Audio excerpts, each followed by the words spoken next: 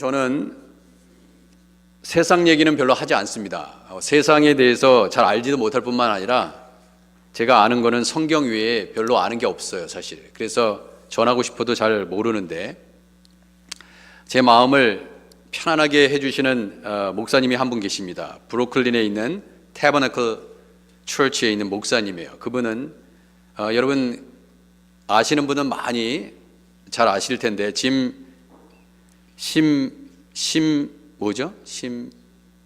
심발라 목사님이십니까? 그 짐 목사님이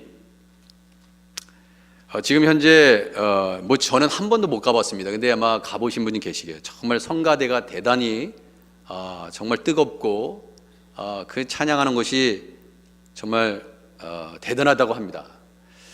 1만여 성도들이 함께 한다는 이 교회 보니까 1972년에 뉴욕의 빈민가 브루클린에서 20여 명의 성도와 함께 이 목사님께서 개척을 하셨다고 합니다. 인종과 계층을 뛰어넘는 목회 하는 분으로 알려져 있습니다. 교회가 솔선수범하여 마약과 알코올, 성매매, 노숙자 이 지역사회의 아픔을 품고 상처 입은 영혼들을 예수께로 인도하는 놀라운 성령의 역사가 나타나는 교회로 알려져 있습니다. 우리 교회도 이런 교회가 됐으면 좋겠다. 저 사람이 알코올 중독자라고 해서 외면하는 것이 아니라 마약과 성매매 그리고 노숙자 이런 사람들이 들어온다 하더라도 품을 수 있는 교회, 정말 그런 교회가 됐으면 좋겠다. 여러분 이런 교회가 되기를 주님의 이름으로 축원해 드립니다. 심지어 화요일 저녁 기도회는요 1,500명 이상이 모인대요. 그래서 제가 곰곰이 생각했습니다. 참, 우리 수요 예배를 그러면은 기도의 모임으로 한번 바꿔볼까? 이런 생각이 저한테 들더라고요. 그냥 기도만 하는 거예요. 찬양과 기도를 겸해서 막 하면서 그렇게 뜨겁게 찬양하는 교회로 성장하기를 주님께서 바라시는 아닐까, 바라시고 계실 것입니다. 이 짐 심발라 목사님의 Spiritual Rising이라는 책에 이런 내용이 있었습니다. 오늘날 교회는 말씀을 강조하지 않고도 사람들을 끌어모을 수 있다. 왜냐하면 생각보다 사람들이 말씀을 별로 좋아하지 않는다는 거예요. 사실 교회는 성경을 자세히 가르치는 설교를 듣지 않아도 상관하지 않는 사람들이 많이 있다는 것입니다. 하지만 하루하루 성경 없이 살 수 있다고 여기고 말씀에서 멀어지면 영적으로 성장하지 못하고 스스로에게 속고만다. 짐 심발라 목사님의 말씀입니다. 베드로전서 2장 2절에는 사도 베드로가 이런 얘기를 했습니다. 갓난 아기들이 순전하고 신령한 젖을 사모하라. 이는 그로 말미암아 너희로 구원에 이르도록 자라게 함이라. 갓난 아이들처럼 순전하고 신령한 젖 하나님의 말씀을 사모하지 아니하면 구원에 이르도록 이르는 그러한 믿음으로 자라나지 못한다고 얘기합니다.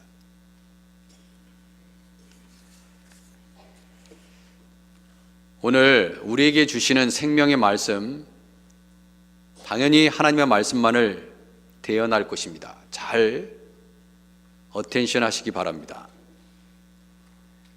엘리야는 어떠한 누구보다도 하나님 앞에 귀하게 쓰임받는 종이었습니다. 선지자였습니다. 그런데 주님이 그 하나님께서 엘리야에게 말씀합니다. 엘리야야, 내가 어찌하여 여기 있느냐? 네가 여기 있어야 할 곳이 아니니라 말씀하시는 것입니다. 그때 엘리야가 그렇게 대답합니다. 하나님 잘 아시죠? 제가 어떤 사람인지 아시죠? 저는요 하나님 여호와께 열심히 유별한 사람이에요. 주님은 너무나 잘 아시죠? 내가 얼마나 주님의 일에 열심히 하는지. 자기 자신이 여호와께 열심히 유별하시다고 생각하시는 분들 여기 이 자리에 계시다면 더 특별히 한번 더 하나님의 말씀에 귀를 기울여 보시기 바랍니다. 엘리야는 정말로 하나님을 사랑하는 특별한 열심이 있던 사람이었습니다. 그런데 그가 지금 엄청난 박해와 핍박 아래 죽음의 위기에 처해 있습니다. 왜냐하면 아합과 그의 아내 이세벨, 이 여인도와 특심으로 특별하게 하나님의 종들을 죽이기 위해 특별한 열심이 유별한 사람이었기 때문에 그렇습니다. 두 특별한 유별한 사람들이 지금 붙어서 영적 싸움을 벌이고 있는 것입니다. 이는 이스라엘 자손이 주의 언약을 버리고 주의 제단을 헐며 칼로 주의 선지자를 죽였으며 오직 나만 남았거늘 그들이 내 생명을 찾아 빼앗어야 하나이다. 지금 엘리야의 컨선, 걱정, 근심, 염려는 뭔지 아세요? 선지자를 다 죽이고 있는 상황에 지금 last one, the last person, 유일하게 남아있는 사람이 있었으니 그가 엘리야라고 자기 자신이라고 지금 얘기하고 있습니다. 근데 주님, 하나님, 이제 하나님의 말씀을 대언할 유일하게 남은 내가 지금 위기에 처해 있습니다. 내 생명조차 빼앗으려는 이세벨과 아합, 그렇기 때문에 내가 지금 내 몸을 숨겨야 되는 상황이고 지금 어려운 상황입니다. 제가 왜 여기 있고 싶어서 있는 게 아니죠, 하나님.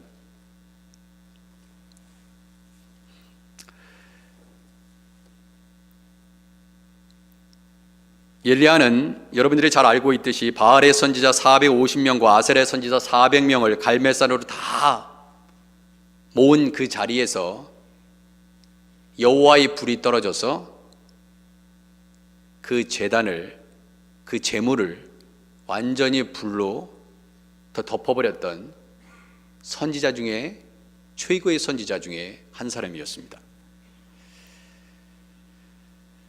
엘리야는 얼마나 멋진 감동적인 성령의 영광과 함께 고백을 만들어냈는지 모릅니다. 엘리야가 모든 백성에게 가까이 나아가 이르되 너희가 어느 때까지 둘 사이에서 머뭇머뭇하려느냐. 여호와가 만일 하나님이면 그를 따르고 바알이 만일 하나님이면 그를 따를지니라 하니 백성이 말 한마디도 대답하지 아니하는지라.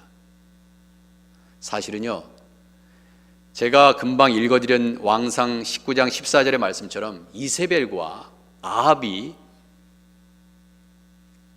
선지자들을 죽인 것이 아니라 이스라엘 백성이 죽인 것입니다. 왜냐하면 하나님의 종을 죽이게끔 놔두고 있는 이스라엘 백성들의 완악함 때문에 그래요. 이세벨하고 아합이 아무리 하나님의 종을 죽이려고 한다 한들, 엘리야를 죽인다 한다 한들, 아니 그 이전에 많은 선지자를 죽인다 한들 백성들이 들고 일어나면요 죽일 수가 없어요. 근데 죽이든 말든 상관하지 않는 것입니다. 그렇기 때문에 엘리야가 정확하게 답변하고 있어요. 이스라엘 자손이 주의 언약을 버린 이유다. 주의 대단을 헐며 칼로 주의 선지자를 죽였으며 이세벨과 아합이 하나님을 떠나서 여호와 하나님을 떠나서 지금 바알을 섬기고 있고 아세라 우상을 섬기고 있는데 그대로 내버려두는 아합과 이세벨이 그렇게 잘못 가고 있는데도 불구하고 그냥 내버려두는 거예요. 근데 그것을 잘못됐다고 얘기하고 있는 엘리야를 죽이게끔 놔둔 것이 이스라엘 백성이에요. 이스라엘 백성.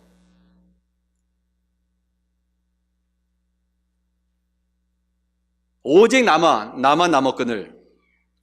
이 말은 절대로 틀린 말이 아닙니다. 아니 누타르티 나빌라 아도나이 레바디. 여호와 선지자는 나만 홀라 남았으나 바알의 선지자는 450명이랍니다.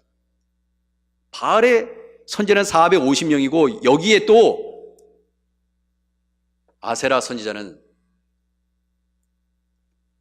400명에 이르러 850명의 선지자들과 여호와 하나님을 섬기는 엘리야가 지금 붙고 있는 거예요. 850대 1입니다.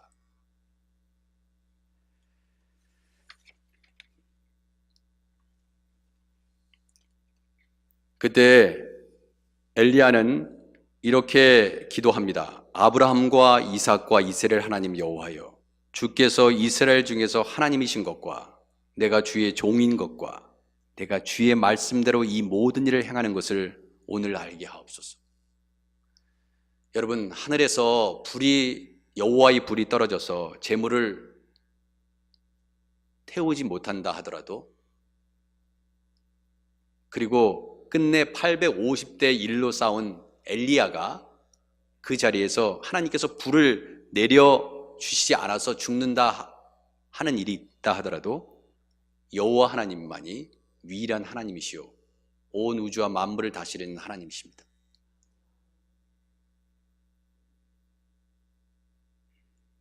그런데 하나님께서 이 기도를 들으셨어요. 여러분, 절망하지 마세요. 설사 여러분들의 기도가 바로 응답되지 않아서, 설사 평생 동안 여러분의 어떠한 기도 제목이 응답되지 않는다 하더라도 하나님께서 우리에게 응답하시지 않는다 해서 그분이 전능하신 하나님이 아니라서 응답하시지 않는 것이 아닙니다. 여호와의 불이 하나님의 은혜로 말미암아 엘리야에게, 그리고 엘리야가 기도했던 대로 번제물과 나무와 돌과 흙을 태우고 또 도랑의 물을 핥아버렸습니다.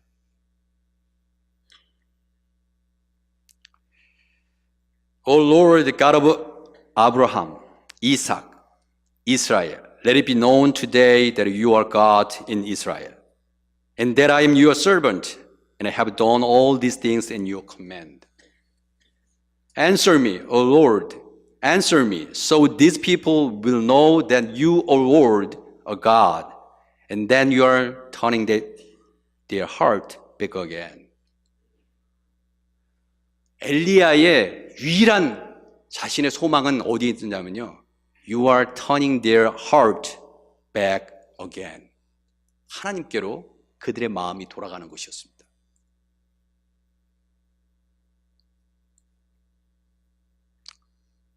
이 기도를 했기 때문에 하나님이 기뻐하셨어요. 네가 나의 참 종이구나. 네 자신을 드러내기 위해서 기도한 것이 아니라 이스라엘 백성의 마음을 하나님께로 돌리기 위한 엘리야 이 기도를 하나님께서 기쁘게 받으신 것입니다.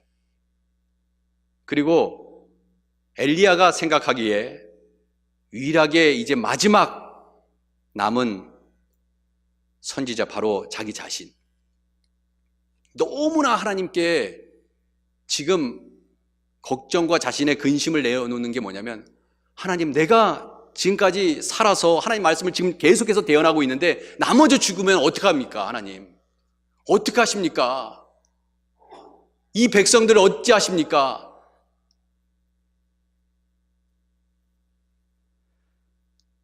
이미 왕상 19장 1절에 보면요, 아합이 엘리야에게 행한 모든 일과 그가 어떻게 모든 선지자를 칼로 죽였는지를 이세벨에게 말하니 그랬어요. 모든 선지자를 칼로 죽였는지를 이세벨에게 말했습니다. 이 말이 맞다면 엘리야가 나만 남았다는 얘기는 결코 거짓말이 아니에요. 적어도 엘리야가 갖고 있는 인포메이션은 이제 유일하게 남은 것은 자기예요. 얼마나 그의 열심히 유별하면 이렇게 얘기하겠어요. 그렇게 놀라운 하나님의 역사를 이루어갔던 이 엘리야도 이세벨이 사신을 엘리야에게 보내어 이렇게 얘기합니다. 내가 내일 이맘때에는 반드시 내 생명을 저 사람들 중에 한 사람의 생각과 같게 돼. 네가 850명을 다 쳐 죽이고 네가 나의 적이 돼서 나를 공격해?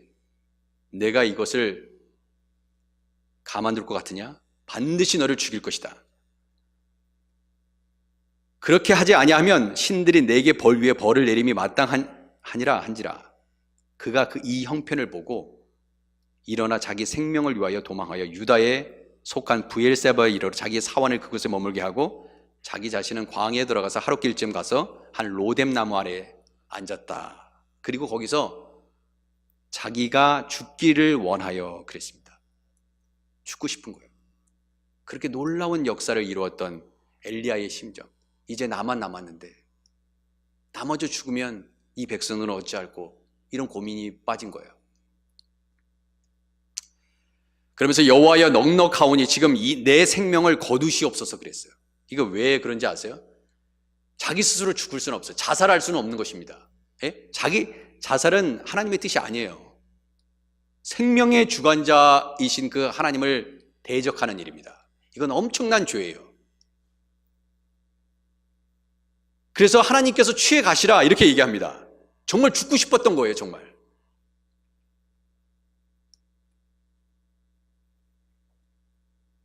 여러분, 요나도 자기 스스로 죽을 수 없었습니다. 자기의 죄로 말미암아, 자기의 불순종으로 말미암아 이 요나가 이런 큰 광풍을 만나서 이 배에 타고 있던 모든 사람을 다 이 바다가 삼키려 한다는 것을 알고 있었습니다. 그렇게 해서 요나가 뭐라고 기도합니까? 요나가 뭐라고 선원 들고 대화하죠? 요나서 1장 11절에 보면 바다가 점점 흉용한지라 무리가 그에게 이르되 우리가 너를 어떻게 하여야 바다가 우리를 위하여 잔잔하게 하느냐 하니 그가 대답하되 나를 들어 바다에 던지라 그랬어요. 그냥 자기 자신이 그냥 내가 재물이 되겠다 하고 떨어져 죽은 것이 아니에요. 나를 던지라 그렇게 얘기했습니다. 던지면 자살이 아니에요. 누군가 나를 잡아가지고 던지면은 자살이 아닙니다. 그리하면 바다가 너희를 위하여 잔잔하리라. 너희가 이 큰 폭풍을 만난 것이 나 때문인 줄을 내가 아노라 하니라.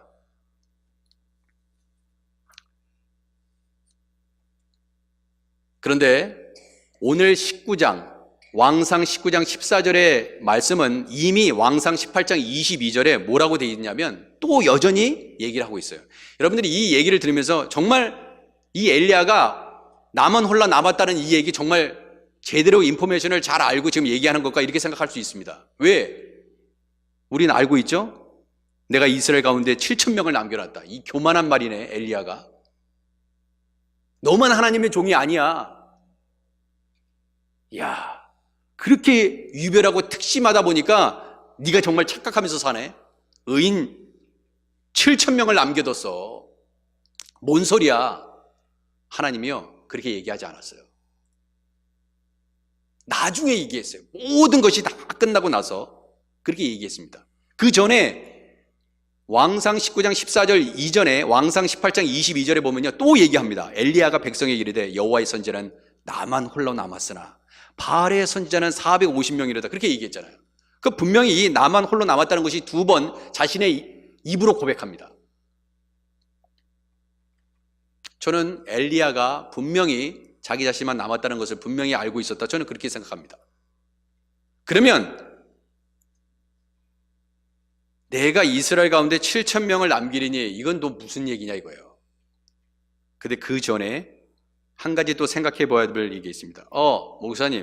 목사님이 한 구절을 기억지 못하시는 것 같군요. 이렇게 생각하시는 분이 혹 있을지 몰라요. 마음속에 성경을 많이 아시는 분은. 왕상 18장 4절에 보면요 이런 말씀이 있습니다.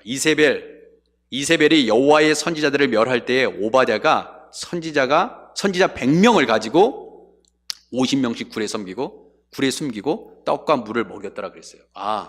하나님께서 이렇게 숨겼는데 근데 100명을 숨겼죠? 오바댜가? 그러면 나머지 6,900명은 어디 있어요 도대체? 또 숨기기 쉬웠겠지. 이렇게 생각하고 넘어갈 수 있습니다. 성경에 나와 있는 것은 선지자 100명을 숨겼다고 얘기했습니다. 오바댜를 통해서 하나님이 그렇게 하셨다고 얘기했습니다. 그런데 사실 이게 중요한 게 아니에요.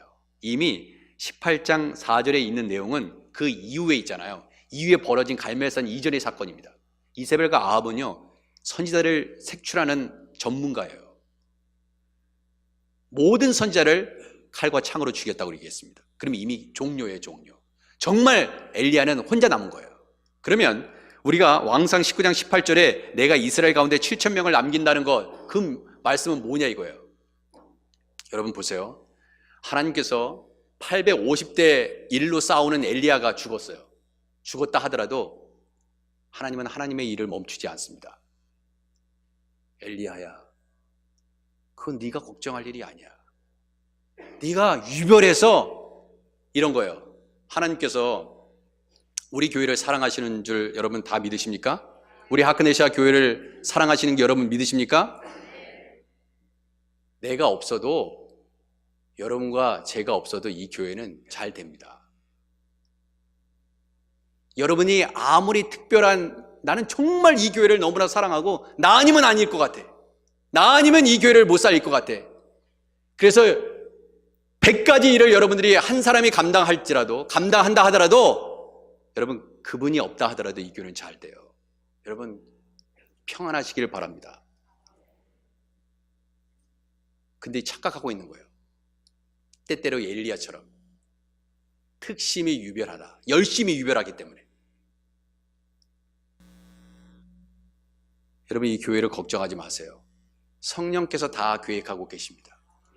저는 그게 보여요.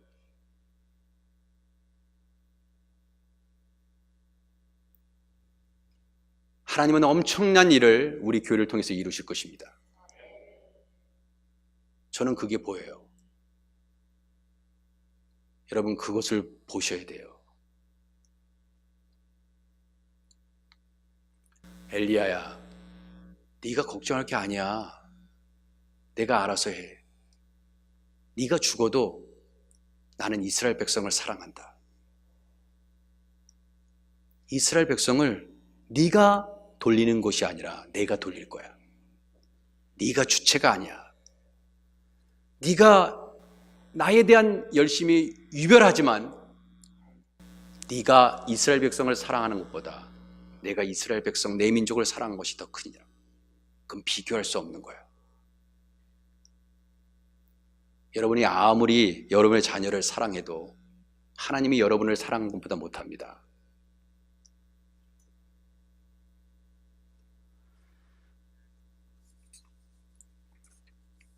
바로 7천 명을 남긴다는 것은 네가 죽어도 괜찮아.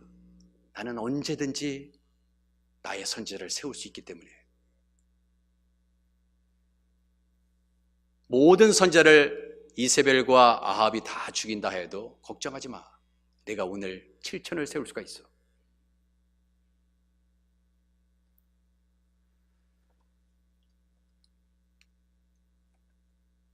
(18절을요) 히브리어로 읽어보면 그 19장 왕상 19장 18절에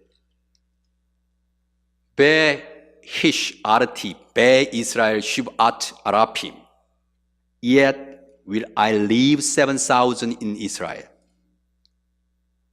미래예요, 미래. 지금 남겨놨다는 게 아니에요. 저 동굴에다 감춰놨어. 오바데가 감춰놓은 두 동굴에 나눠서 50명씩 나눠가지고 그 동굴 말고 다른 동굴에 6,900명을 남겨놨어. 그렇게 얘기하지 않았어요.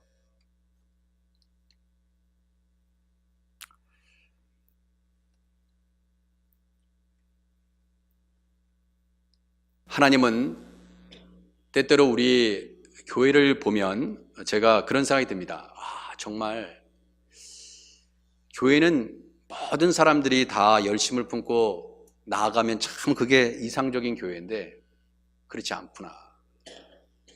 소수의 사람들이 허리가 끊어지도록, 손과 발이 다 어그러지도록 그 자리를 지키고 순종해서 이루는구나. 여러분, 만약에 엘리야와 같은 특심이 있다면 여러분 예배에 빠지겠어요? 내가 없으면 저 예배에 드릴 수가 없다고 생각하면,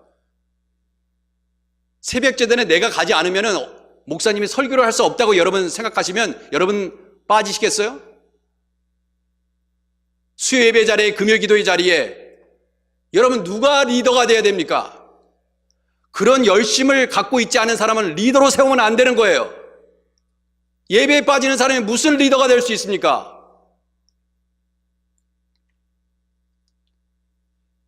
엘리야와 같은 특심이 없으면 후보에 나오지도 마세요. 거절하세요. 제발 부탁입니다. 리더는 재직이 되고 장로와 집사와 권사와 여러분들이 그런 특심이 없으면 추천을 받아도 나오시면 안 돼요. 그런 각오가 아니면 나오시면 안 됩니다. 많은 사람을 시험에 들게 하는 거예요. 여러분, 되게 중요한 시기에 있습니다.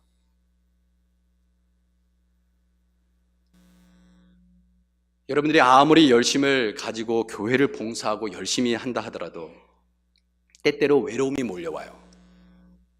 엘리야처럼 나만 남았잖아요.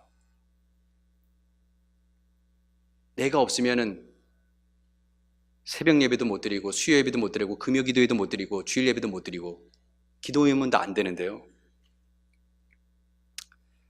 외로움이 몰려올 것입니다. 제가 어제 무엇을 구입하기 위해서는 가게에 갔습니다. 특정 가게를 운운할 수 없기에 딱 갔는데 거기 일하시는 분이 저한테 이런 말씀을 하시더라고요. 목사님과 목사님의 교회를 위해서 기도하고 있습니다. 예? 저희 교회와 저를 위해서 기도하시다니요. 무슨 말씀입니까? 하나님께서 그렇게 시키셔요. 우리 교회 목사님을 위해서 기도해야 되는데 목사님 기도를 더 많이 해요. 전 놀랐어요. 성령께서 그렇게 시키세요. 놀랐습니다. 우리 교인들은 그렇게 기도하고 있을까? 왜 남의 교회를 위해서 이렇게 기도하지? 근데 주체할 수 없는 하나님의 능력으로 성령에 붙잡힌 바 되어 막 기도한다는 거예요, 통성으로. 그래가지고 그 교회의 담임 목사님한테 죄송하대요. 눈치 보면서 기도한대. 자기도 모르게 막 터져 나와가지고.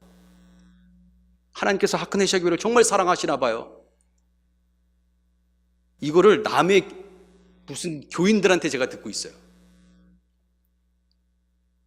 정말 놀라운 은혜가 아닐 수 없어요. 그리고 목사님 같이 기도해요. 그래가지고 막 세 사람이 손을 붙잡고 막 기도를 했거든요. 손님이 들어와 있는데 손님이 깜짝 놀라는 거야. 에? 무슨 가게에서 장사는 안 하고 막 통성 기도하고 있어 막.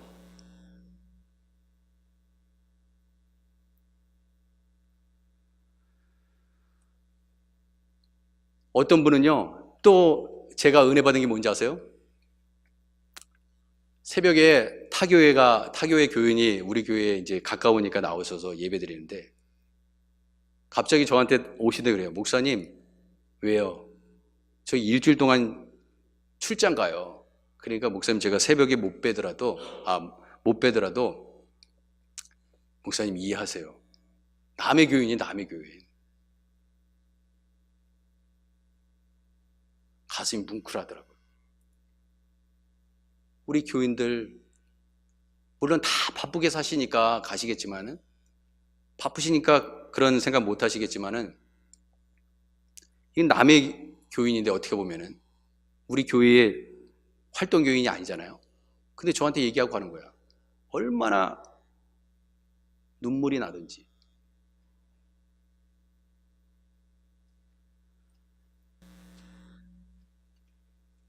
여러분, 우리 교회는 한 팀입니다. 짐 푸트만 목사님이 이런 책을 쓰셨어요. Church is a team sport.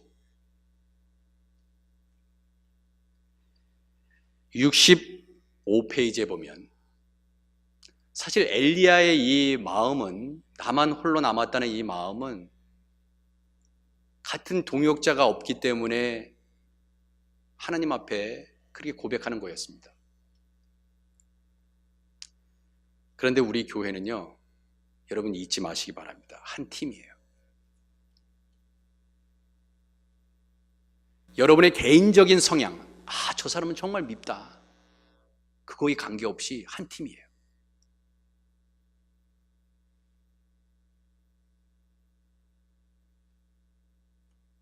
이 짐 푸트만 목사님의 65페이지 되는 부분에 이 책에 뭐라고 쓰여져 있냐면 It seems we have come to believe you can love Jesus yet hate his church. We have to come to believe you can love Jesus and hate his church. 이게 무슨 말이에요? 교회 예수님을 믿는 사람들 중에 이런 사람이 있어요.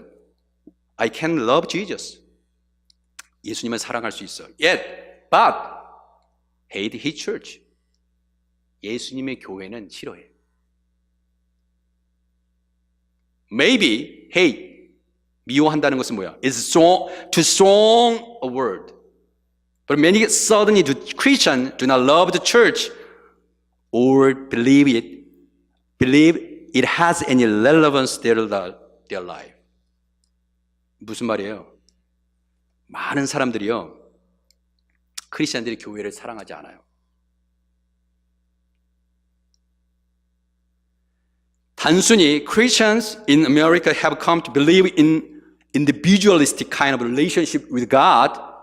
We say, I love, but church is something I go to if I have time. 시간 있으면 가면 돼, 교회는. 시간 없으면 안 가도 되고, 이거예요. 개인적으로 an individualistic relationship with God. 하나님과의 individualistic 개인적인 관계는 오케이. 근데 교회는 사랑하지 않는다고요. 왜 그럽니까? Why do you feel this way? 바나 리서치 그룹에 따르면 뭐라고 얘기하냐면 had found that an incredible small number of the people expect to have experience with God at church. 교회에서 하나님을 경험하지 못한대. 그런 기대를 하지 않는데요. 소수의 사람만 기대한대요.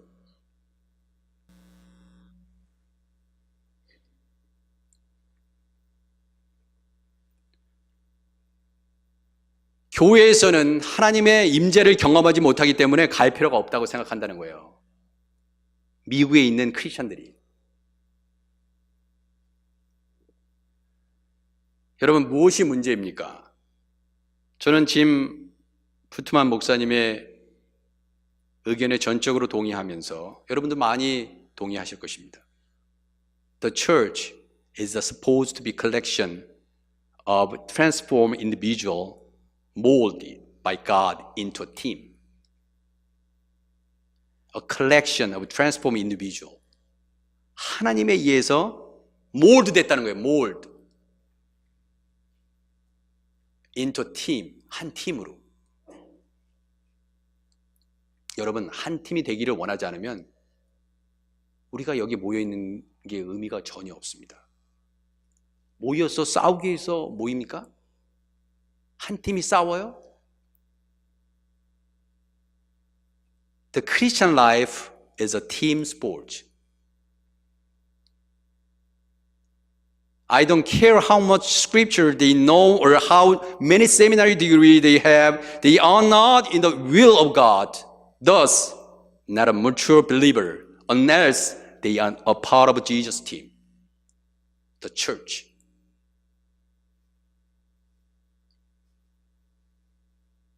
We have seen many who play a team sport but think only as individuals. People like this may have a good game as player, but the team lose because the player care little about the team. 개인적으로는 잘해. 개인적으로는 유능해. 팀워크가 안 되는 거예요. 한국 사람의 특징입니다. 개인적으로 아주 뛰어나.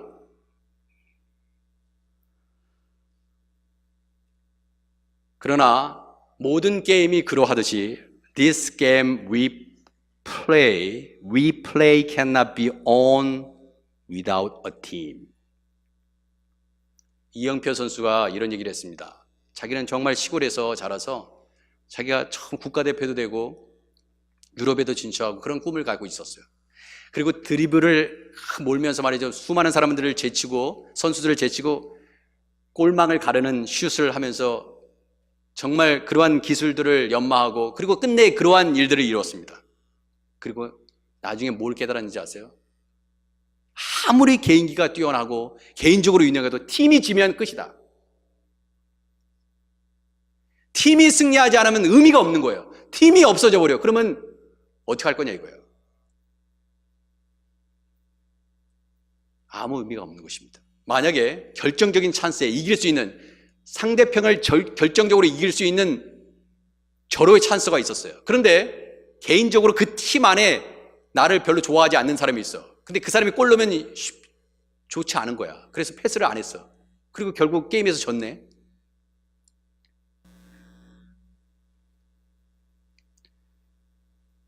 나중에 그것을 이영표 선수가 자신의 신앙 고백 속에서 경험했어요. 팀이 이기는 것이 중요하다. 내가 싫어하는 사람이 절호의 찬스를 가지고 있을지라도 내가 공을 그 사람한테 패스해야 돼요. 여러분, 우리 교회는 그런 교회가 되어야 됩니다. 저 사람이 정말 교회를 위해서 헌신할 수 있는 사람이면 내 개인적인 감정을 다 접고 그 사람을 세울 수 있는 교회가 되어야 돼요.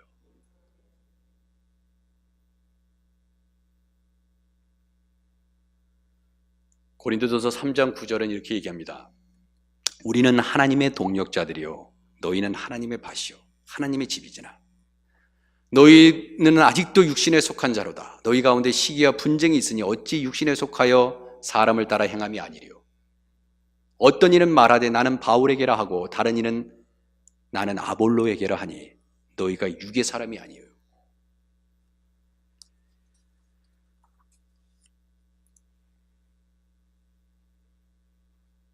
타드 윌슨, 리얼 크리스천이라는 책을 쓰신 목사님 책 한 권을 더 읽게 되었습니다. 벌써 2주 전에 읽은 책이에요. 그 내용에 정말 진정한 크리스천의 모습, 우리가 그런 모습, 근데 그렇게 살지 않는 우리 자신을 비출 수 있는 거울 같은 말씀을 하셨는데, 자기 자신은 예수 믿는다고 얘기하고 그리스도인이라고 본어겐 한 그리스도인으로 얘기하지만 한번 우리 자신을 점검하기를 원합니다. 여러분과 제가 이분의 글 앞에 우리 자신을 한번 내어놓고 한번 생각해 보시기 바랍니다. 하나님의 정의, 하나님의 공의, 하나님의 정의는 사랑하지만 하나님의 은혜와 자비, 궁율 같은 것에는 관심이 없고, 자신들이 구원받는 사람인 것을 자랑하고 인정하지만 하나님 그분에 대해서는 자랑하지 않고, 예수님과의 친밀함을 즐기고 있다고 주장하지만 하나님에 대한 두려움이 없고요, 거룩함과 성경을 추구한다고 말하지만 예수 믿는 영적인 열매를 통해서 주어지는 행복을 경험하지 못하고, 하나님이 주신 것들에 대한 열광하지만 그러나 예수 그리스도께서 짊어지라고 하신 십자가는 거부하는 사람들,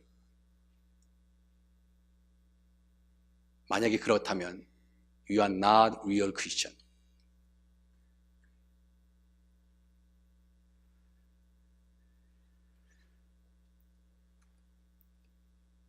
여러분, 때때로 풋볼이나 사커 게임이나 베이스볼, 뭐 어떠한 게임이든 좋습니다. 스포츠를 보면요, 항상 그 화면에 보면은 스코어가 있잖아요. 점수가 있습니다. 이쪽과 저쪽 점수가 있어요. 여러분, 지금 끊임없이 우리는 마지막 때를 향해서 달려가고 있습니다. 언제 예수님이 오실지 몰라요. 마지막 때로 가고 있어요.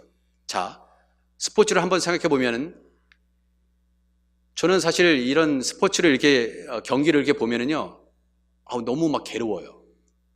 얼마나 지는 사람은 얼마나 안타까울까, 얼마나 그렇게 열심히 뛰었는데도 불구하고 지면 얼마나 힘들까. 저는 그런 생각이 들어서 될 수 있으면 잘 안 봅니다. 네. 그런데 항상 우리 눈에 들어오는 게 점수잖아요. 스코어입니다. 스코어. 최근에도 농구 경기를 봤어요. 아들들하고 봤습니다. 근데 못 보겠더라고요, 솔직히. 경기 중에 코치와 선수들, 감독 전부 다 이 점수판 있잖아요. 이 점수판을 수시로 체크해야 돼요. 왜? 이제 남은 시간이 별로 없어. 종료 3분 전 난리 나는 것입니다. 점수가 뒤진 사람은 난리가 나는 거예요. 어떻게 해서든지 이겨야 돼. 3점 슛을 한번 계속 연속적으로 성공해야지 이길 수 있는 타이밍이야. 그러면 얼마나 정신이 없어요.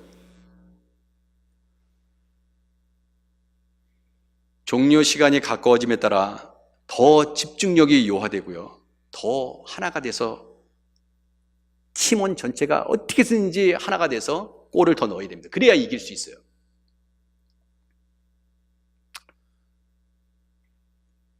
우리 교회가 그러한 모습이 되어야 하지 않겠냐, 그런 생각이 들었습니다. 마지막 때가 가까워지고 있어요. 근데 하나가 돼가서 열심히 뛰어야 되는 그런 상황에 서로 잘났다고, 패스 안 하고, 네가 넣으면 안 된다고, 자기가 넣다가 골을 못 넣어서 결국 패하는 것, 여러분 기억하시기 바랍니다. 우리의 상대는 눈에 보이지 않는 상대예요. 눈에 보이는 여러분과 저의 관계가 아니라, 여러분과 여러분의 관계가 아니라 눈에 보이지 않는 악한 영들, 그 세력과의 싸움입니다. 적을 제대로 알고 싸워야 백전백승할 수 있는 거예요. 우리는 엘리야처럼 외롭지 않습니다. 왜? 여러분 주위에 여러분과 함께 할 수 있는 동역자들이 있기 때문에 그렇습니다. 여러분, 여기에 계신 분들은요, 다 동역자예요. 아무리 부족해도 서로 친절하게 하며, 아무리 연약하고 그 사람이 나의 마음을 아프게 할지라도 불쌍히 여겨야 됩니다.